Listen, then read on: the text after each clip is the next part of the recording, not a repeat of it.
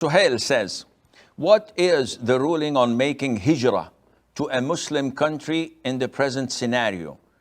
Suhail, I don't know what scenario you're talking about, but generally speaking, a Muslim living in a non-Muslim country has a choice between staying and migrating to a Muslim country.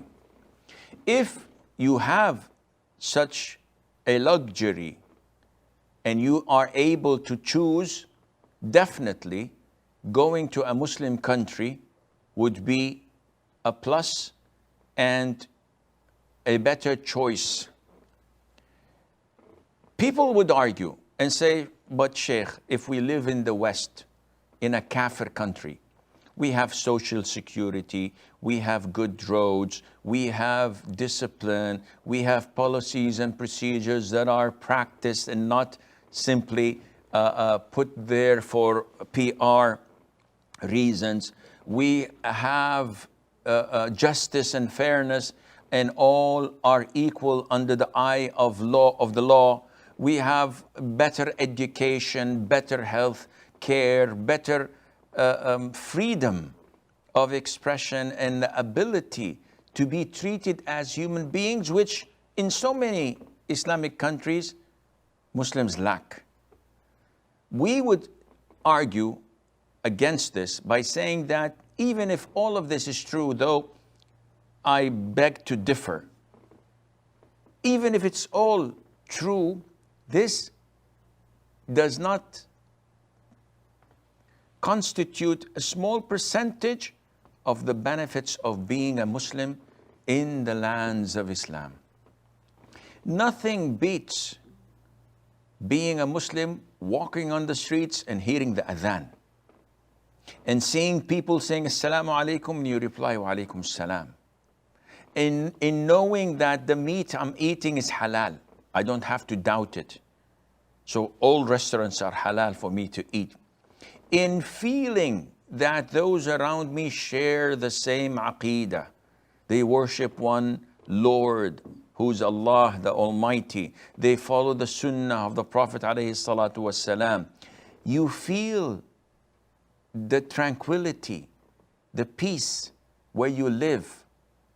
At the same time, you rarely see someone dying out of hunger or someone that is homeless in Muslim countries, because they come together and they give food to those who are needy. Unlike other countries, you may find people starving to death because it doesn't say anything in our religion to help others. In Islam, it is built on helping others and sticking with the community. So,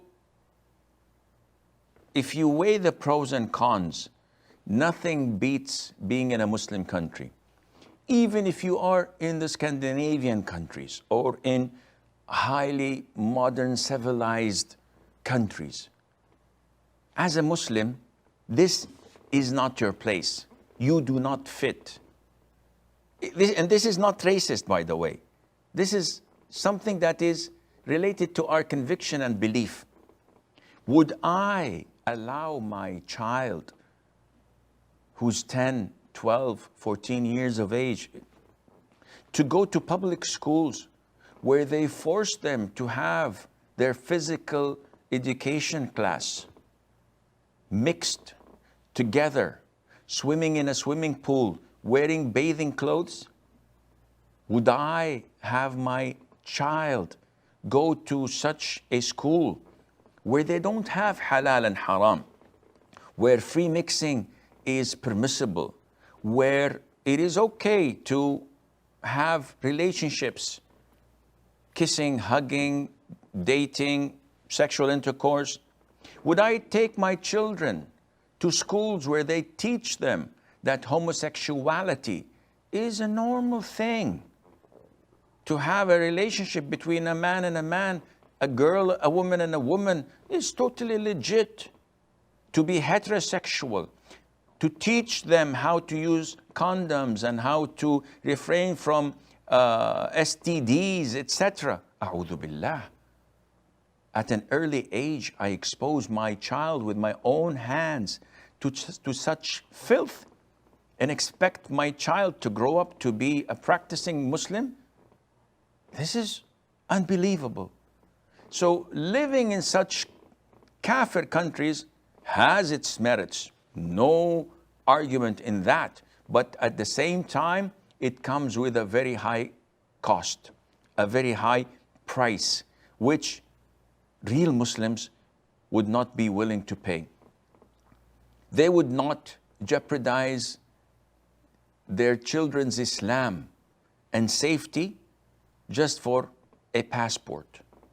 While they can stay in their Muslim countries, yes, maybe a bit poor, not that highly educated, the infrastructure is awful, so much corruption in the government, so much insecurity in the terms of justice, etc. But still you are a Muslim, living among the Muslims. In the West, you try to discipline your child.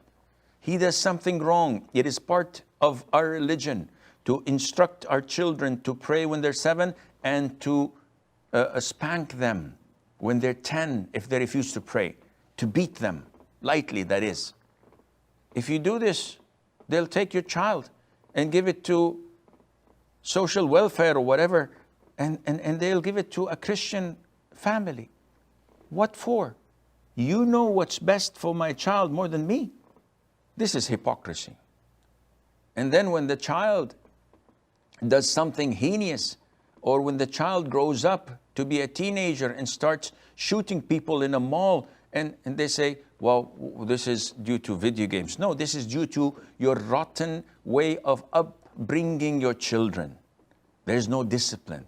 There is no respect. There is no order in how you upbring your children. All what you care about is feeding them, clothing them, and letting them follow their desires. But this does not make a healthy society nor a healthy person. Therefore, again, nothing beats moving to a Muslim country despite all what they say. And look at some major and great and superpower countries. People could easily die on the streets because they don't have Medicare. They don't have medical insurance. Why? Because they can't afford it. So where is the justice? Where is fairness? You don't have money, you don't have insurance, you die. Or spend the rest of your life paying.